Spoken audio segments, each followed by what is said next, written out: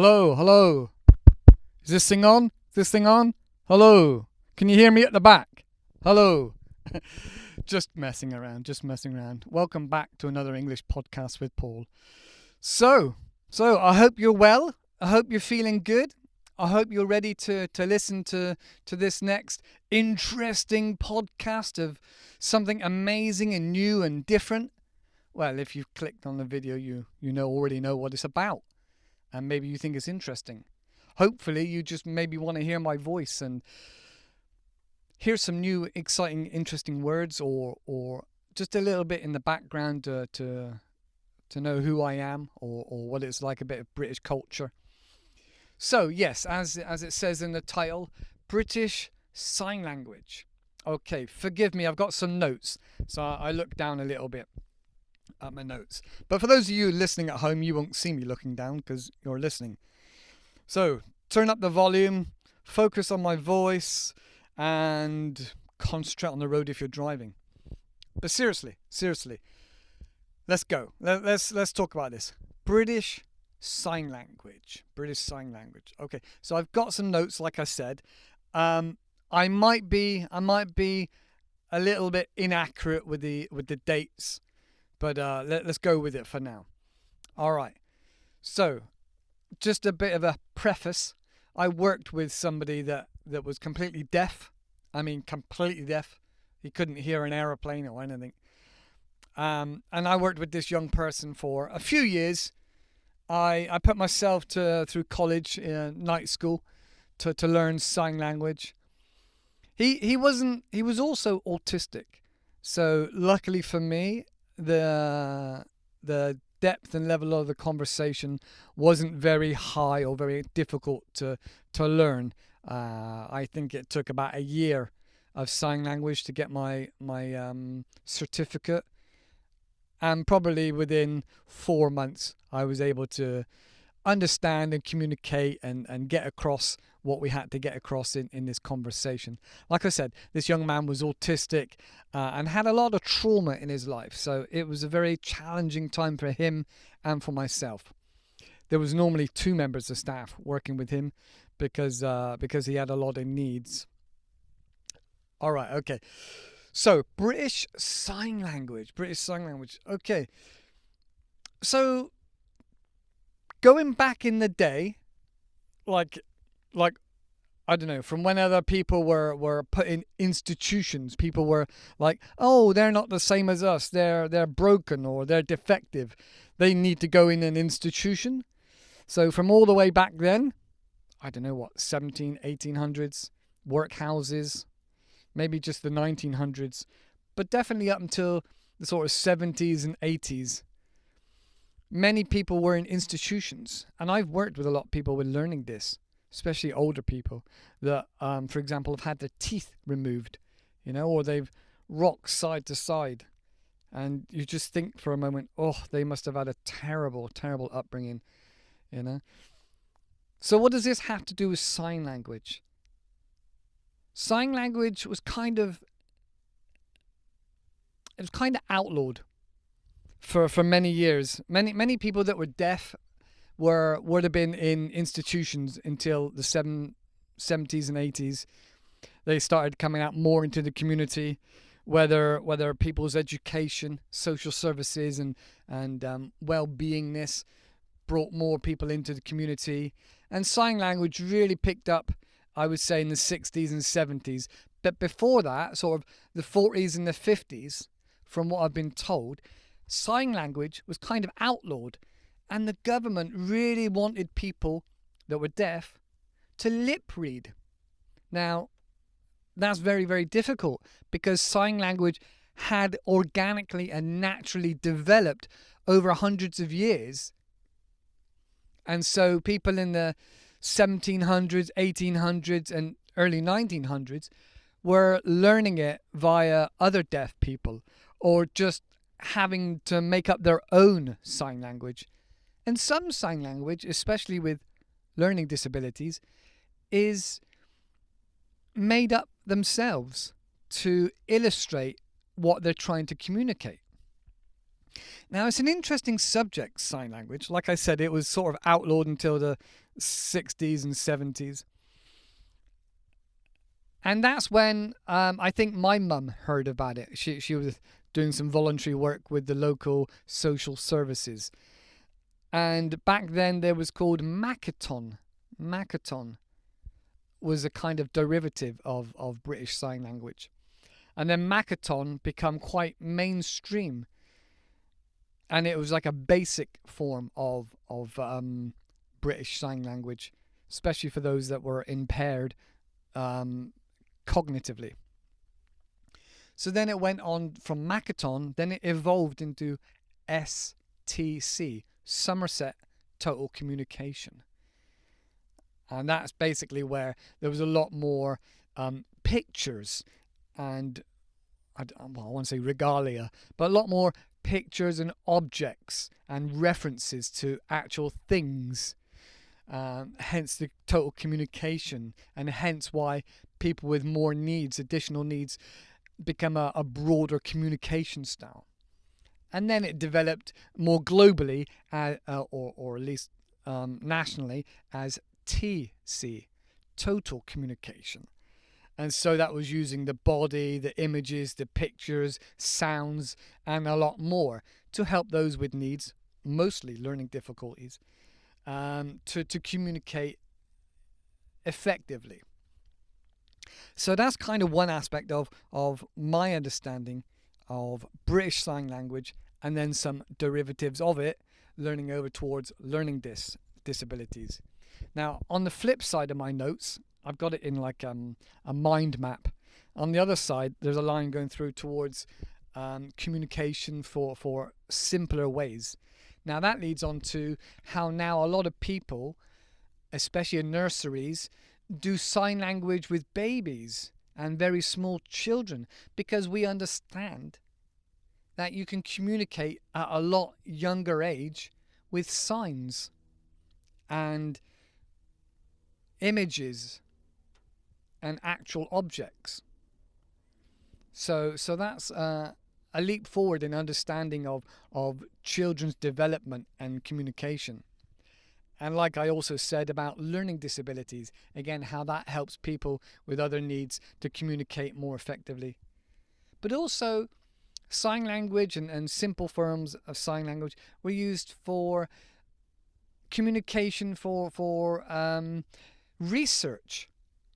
And you may have heard of a famous monkey or gorilla that was able to sign like 300 or 400 signs, 300 or 400 words or phrases to get across. So that's surprising and amazing how a communication style with hands and the body can communicate effectively when you can't use your voice. That's really interesting. I can't remember the name of the monkey, but you can look him up on YouTube. He's a famous man. I think he's in America, an American monkey that's able to sign. I really can't remember the name. Okay, so that's kind of my understanding from lip reading, Makaton, Somerset, total communication, and then sign language babies, people with learning disabilities, and monkeys and research and that kind of thing. So I thought that was pretty interesting and amazing. Another thing that goes along with that is colloquial. Now, some of you might know what this means, but colloquial just means known specifically for that area, that geography, that particular place. So signs that are well known for that particular area might not be known in other parts of the country. Might think that's a bit odd, but that's just the way it is. We do the same with spoken language. We have words and phrases that are known in our own area, in our own geographical location, and not known so well further up country or other parts of the country. So lots of signs can be colloquial or localized. All right, now I'm deciding which way to go now. All right, so let's get into the nuts and bolts of sign language. I should have put the the microphone stand up now so I could use my hands. But for those that are listening, sign language is actually very, very simple and very effective. The whole point of sign language was to kind of secretly communicate.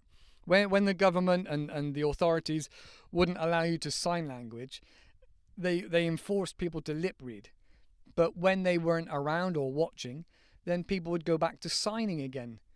Hence why sign language happened to be very quick and effective and direct. So, for example, something else you might understand about sign language is often there was no please and thank yous.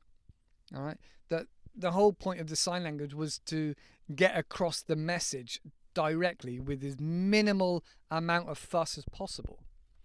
So you may hear or you may understand or see somebody say, what time? What time? And first of all, that sounds or seems a little bit rude. In English, we would say, excuse me, what is the time, please? Or do you have the time? But in sign language, it would be very, very short and effective. What time? What food? When bed? Hungry? Drink? Very short, effective, concise.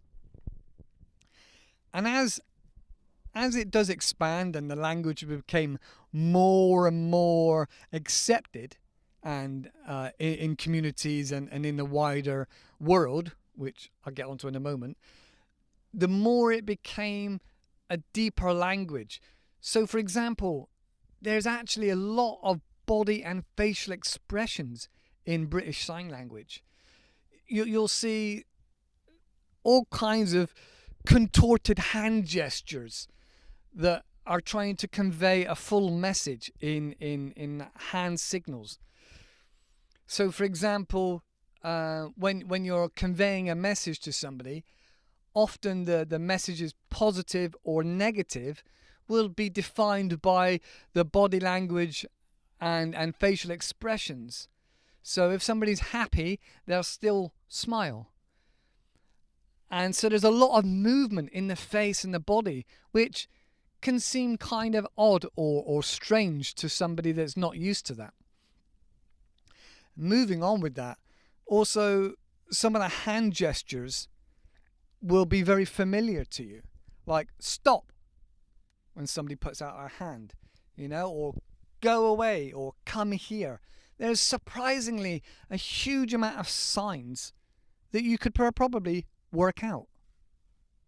Then there are a few that are a little bit more confusing, but have some very interesting origins. So, for example, biscuit is a tap to the elbow, as if you were holding a biscuit, tapping it on your elbow. Because back in the day of sailors and being on ships, you'd bang out the weevils. Now, weevils are a tiny little insect in flour. And so you would knock the biscuit on your elbow or on something hard to try and get out these insects. Hence why the sign now is tapping on your elbow. And there's many other signs that are kind of obvious or have a really good, interesting expression and origins. All right, where are we going to go now? Like I said, it had to be very effective, a lot of facial movements, a lot of lip movements.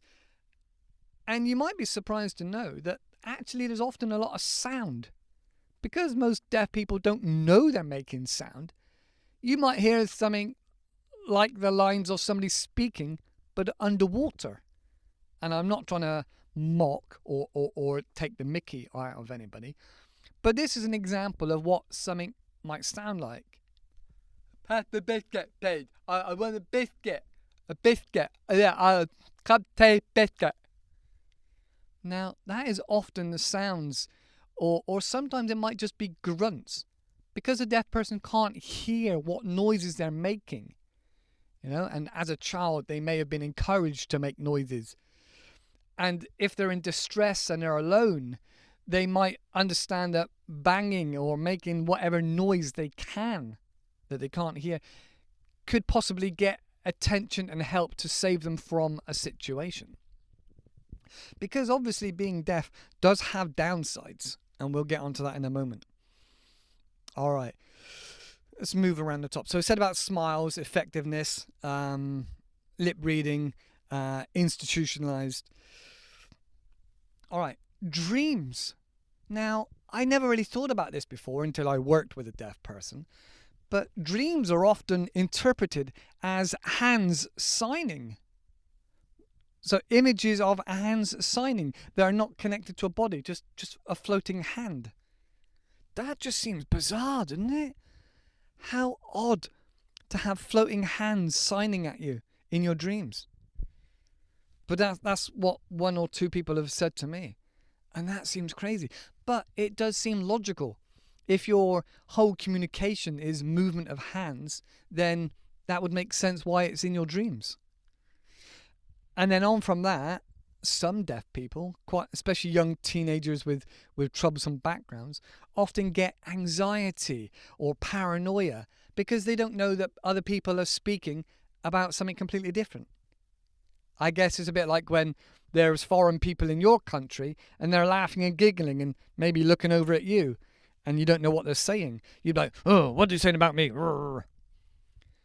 So deaf people often get paranoid or anxiety and other issues because they're trying to imagine what the other people are saying and thinking about them. And in the care industry, where I've spent a lot of time, that can be quite a problem for young deaf people. All right, moving on. So looking at some of the positives, all right, British Sign Language is the fourth most used language in the UK. So obviously you've got English, and then you've got Irish, Scottish, and Welsh. And then the fourth is sign language. That's how massive the community of deaf people is. It's the fourth used language.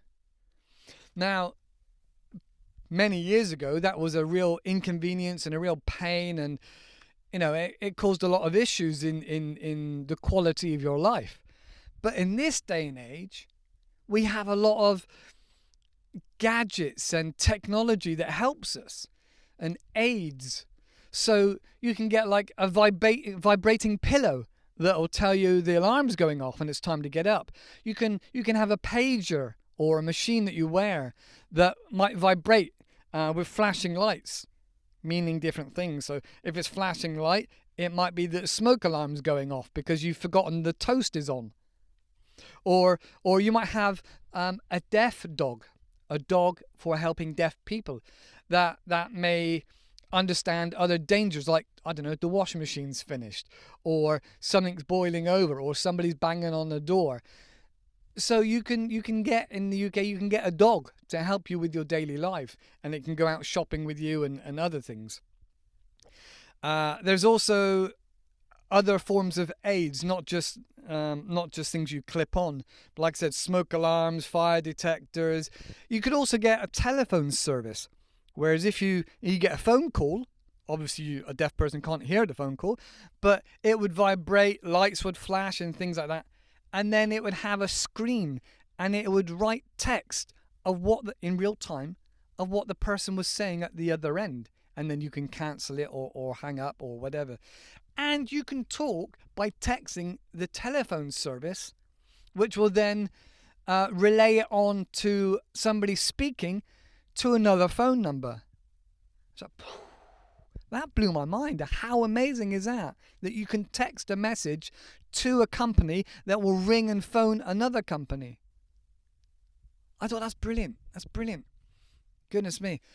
Interpreters. You can now get interpreters at comedy shows, at gigs, all sorts of places, on the TV, in regards to politics or films. Interpreters for sign language is brilliant. And I know you have them in lots of different countries and lots of different languages. And that brings me on to another point. It's very, very interesting that if you're deaf in the UK, your sign language is completely different to that of America. that also speaks English, but the signs are very, very different, completely different. Often American Sign Language is one-handed. And likewise, Irish Sign Language is often one-handed.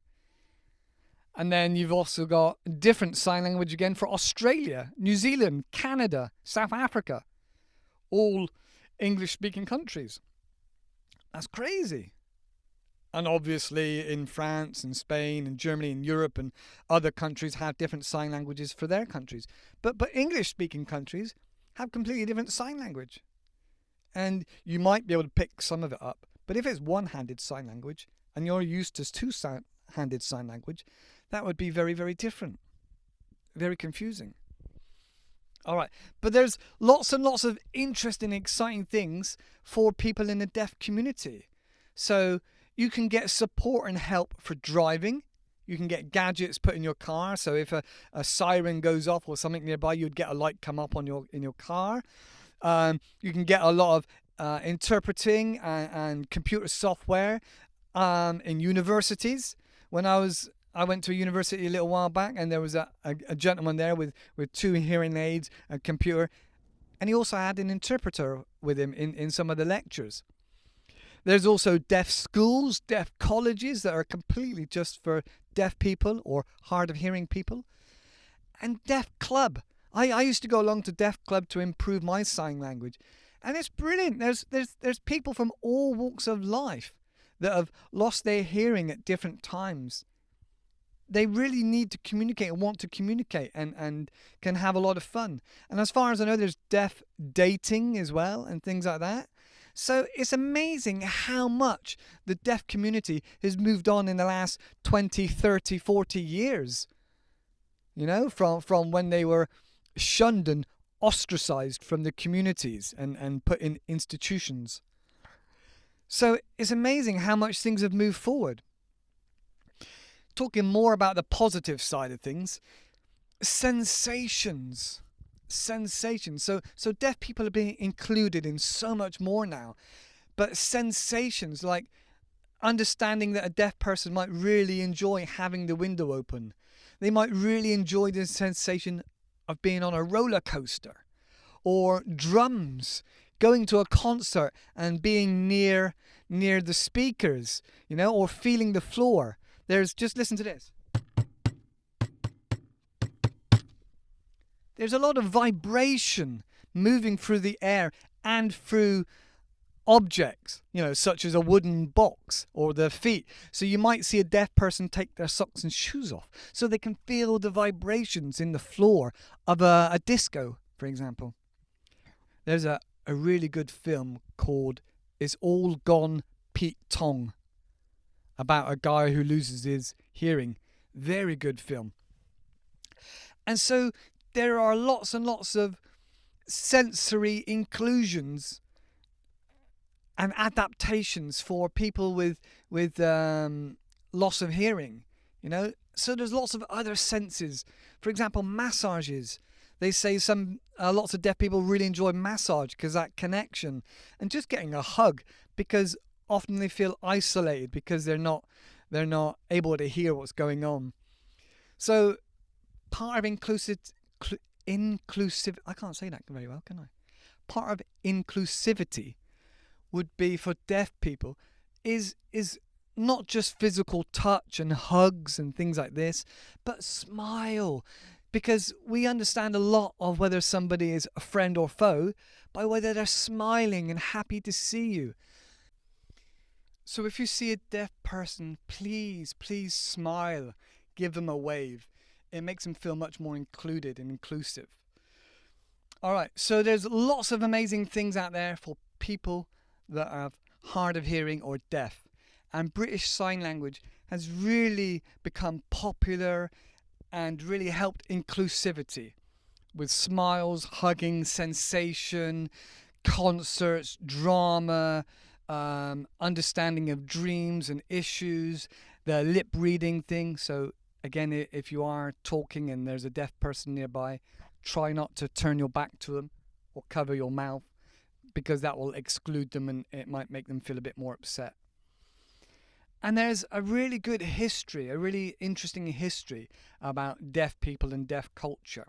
If you're interested in it, have a look at the British Sign Language British Council, and there's some information there, and I'm sure you could just find it online. And let me know in the comments below as well. Is there a lot of deaf people in your community, in your country? I'd imagine it's very interesting. I'd like to know more. Tell me. Let me know in the comments. Like I said, the film is All Gone Pete Tong. Sign language to babies, again, brilliant, and learning disabilities.